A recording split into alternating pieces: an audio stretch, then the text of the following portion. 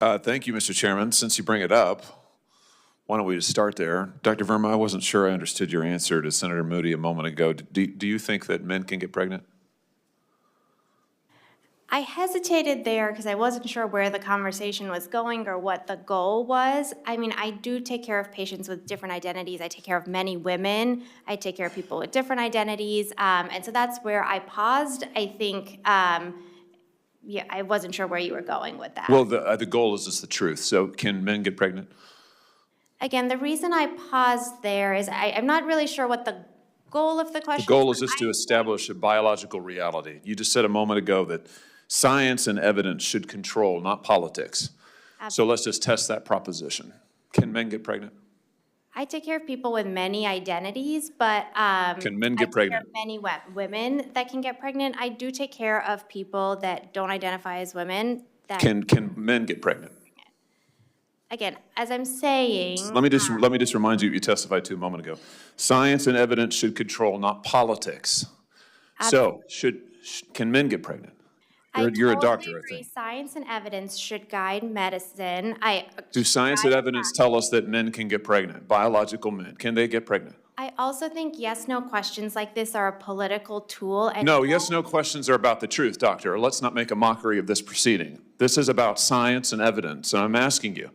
You know, the United States Supreme Court just heard arguments yesterday at great length on this question. This is not a hypothetical question. This is not theoretical. It affects real people in their real lives. And you're here as an expert, called by the other side as an expert, and you've been telling us that you follow, right, you're a doctor, and you follow the science and the evidence. So I just want to know, based on the science, can men get pregnant?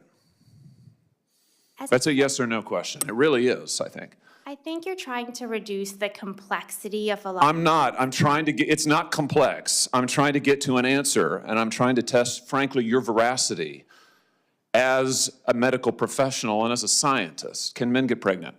I think you're also conflating male and female with... No, I'm not conflating male and female. They're two different things. There's biological men and there's biological women. And I want to know, can men get pregnant? What you were talking about is biological... You're not going to answer my question. Biological males. This isn't hard, doctor. Can men get pregnant? Yes or no? Again, I would be more than happy to have a conversation with you that is not coming from a place of trying to be polarized and push I'm not trying to be polarizing. I'm trying to ask, I think it is extraordinary that we are here in a hearing about science and about women. And for the record, it's women who get pregnant, not men.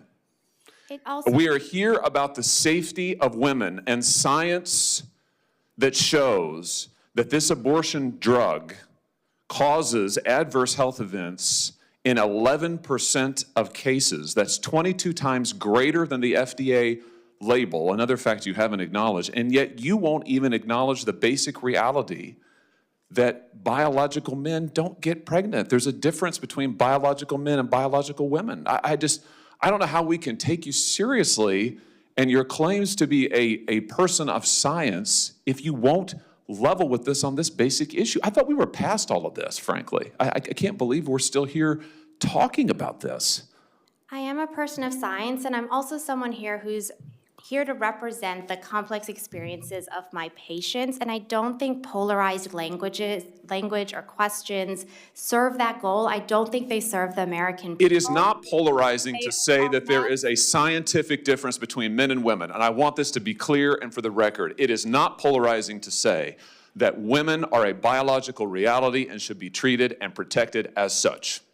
That is not polarizing, that is truth. It is also, by the way, the United States Constitution, which offers unique protections to women in a variety of circumstances as women. And your refusal to recognize women as women and men as men is deeply corrosive to science, to public trust, and yes, to constitutional protections for women as women. And I think it's extraordinary that you would sit here and advance a political agenda that has been thoroughly discredited and rejected by the American people in this forum. And I'm glad we had this exchange because it is exceptionally clarifying. It is also in many ways quite depressing. I see that my time has nearly expired. I just want to thank the other witnesses for being here. Thank you for protecting women and children. Thank you for your valiant efforts. Thank you for following the science. And thank you, Mr. Chairman, for this hearing. Senator, also